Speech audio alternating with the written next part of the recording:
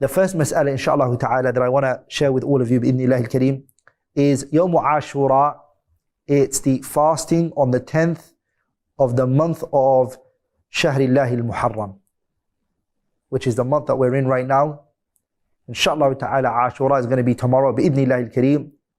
So it's the fast on the 10th min Shahrillahi al-Muharram.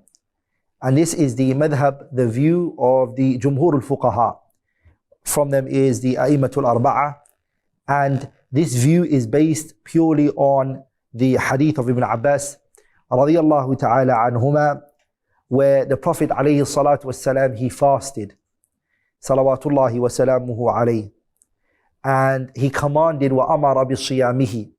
He commanded the companions to fast, and he instructed them to fast.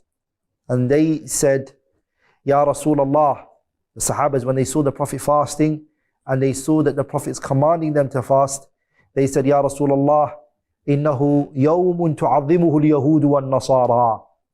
It is a day where the Christians and the Jews glorify and they honor and they venerate. The second mas'ala, the second point that I wanted to discuss, inshallah ta'ala, from the 14 points I'm going to talk about today, is that it is virtuous, it's highly recommended to make your intention of Ashura or any fasting which is restricted.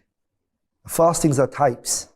There are fastings which are unrestricted, like fasting Mondays and Thursdays, and there are fastings which are restricted, meaning they have certain timings which they are fast, like fasting of Arafah, which is restricted, and also fasting on Yawm Ashura. They are called Siyamul Muqayyadah.